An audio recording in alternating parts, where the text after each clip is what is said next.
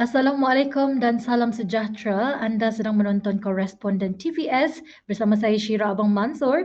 Bersama kita mengetahui laporan-laporan semasa dari luar negara yang semestinya akan dilaporkan oleh Koresponden TVS dari Jakarta, Indonesia dan juga Singapura. Dan rasanya masih belum terlambat untuk Syira ucapkan Selamat Tahun Baru Cina kepada seluruh rakyat Malaysia yang menyambutnya. Dan bercakap mengenai sambutan Tahun Baru Cina, hari ini kita akan mengetahui bagaimana sambutan Tahun Baru Cina ini diadakan dan disambut di Singapura.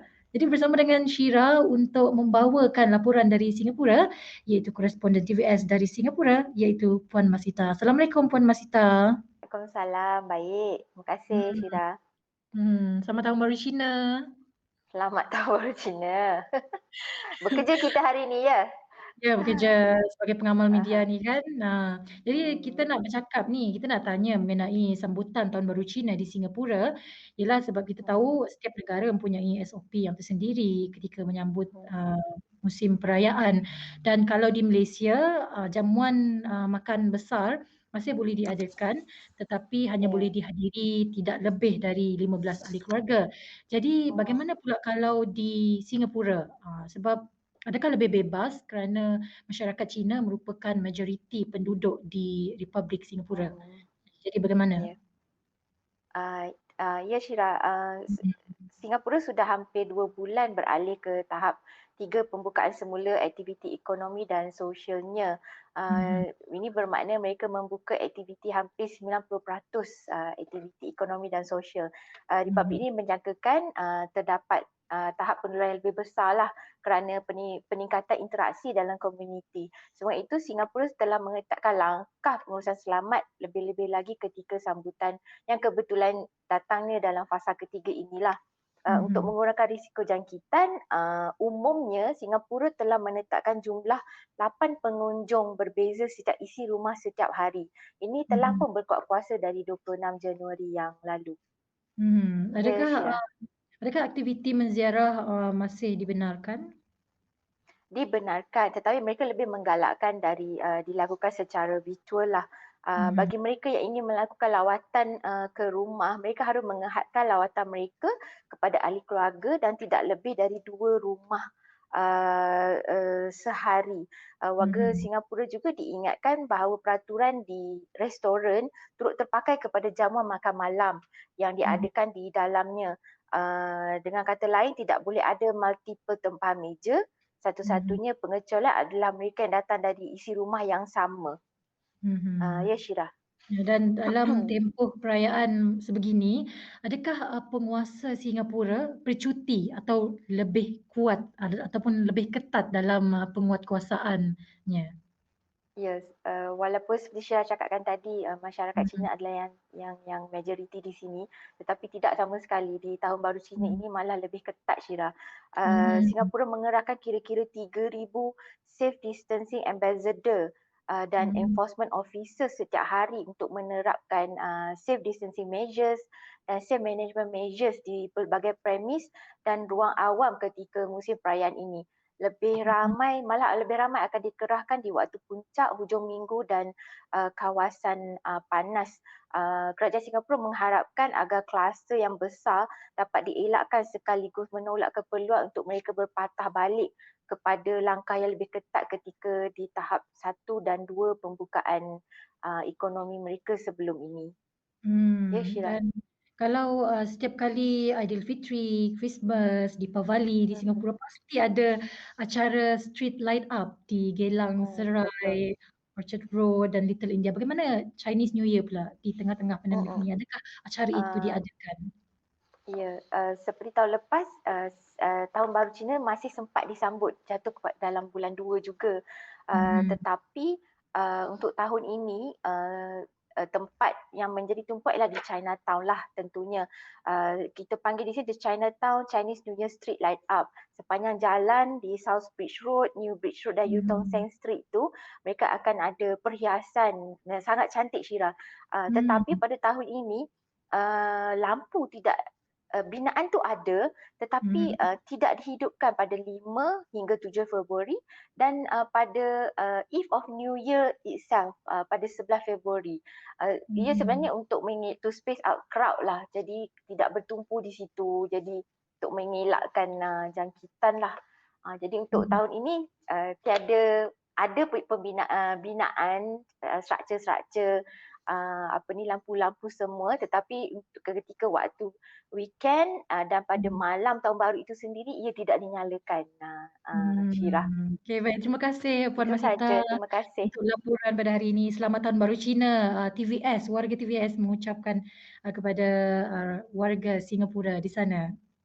Ya, terima kasih kembali.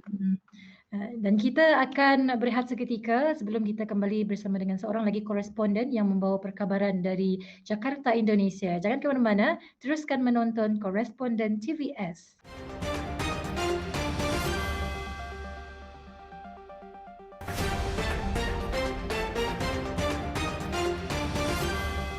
Masih lagi dalam edisi khas Koresponden TVS bersama saya Syira Abang Mansur, juga bersama Koresponden TVS dari Jakarta, Indonesia, Encik Syukri. Selamat siang Encik Syukri. Ya, selamat siang Syira. Apa khabar? Alhamdulillah sihat. Dan bagaimana pekerjaan sebagai pengamal media di sana?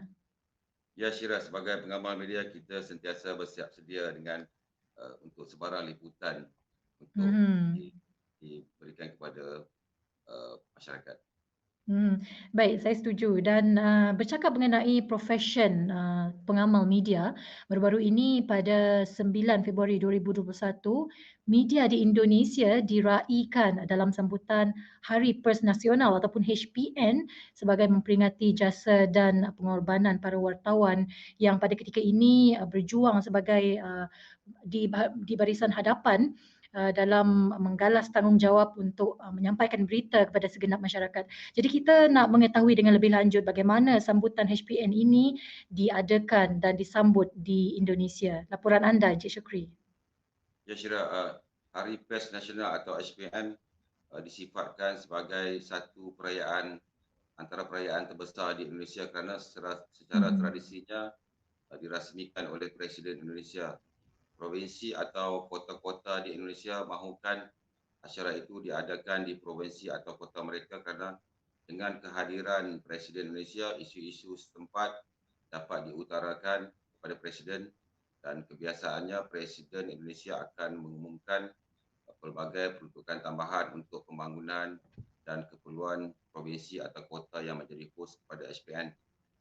Pelbagai program yang diadakan selama seminggu kebiasaannya juga memberi manfaat kepada penduduk setempat, menjana ekonomi setempat. Tapi untuk tahun ini, sambutan kali ini diadakan secara maya atau virtual dan tetap dirasmikan Presiden Indonesia, Presiden Joko Widodo. Untuk HPN 2021, pada awalnya dijadualkan diadakan di Kendari, Sulawesi Tenggara, namun ditukarkan ke Jakarta berikutan pandemik COVID-19. HPN yang diadakan di kota-kota berbeza setiap tahun. Sebelum ini turut dihadiri Ikatan Setiakawan Wartawan Malaysia, Indonesia dari Malaysia. Namun kali ini penyertaan mereka juga adalah menerusi virtual. Presiden Indonesia ketika merasmikan HPN menerusi virtual menzahirkan penghargaan kepada media yang memainkan peranan penting dalam penyampaian maklumat mendidik masyarakat ketika pandemik COVID-19 dan telah memberikan beberapa insentif kepada media yang turut terkesan akibat pandemik COVID-19, antaranya pengecualian pajak atau cukai sehingga Jun 2021. Syira, berapa agaknya jumlah media di Indonesia yang mendaftar? Berapa agaknya? Lebih 47,000 media mendaftar di Indonesia.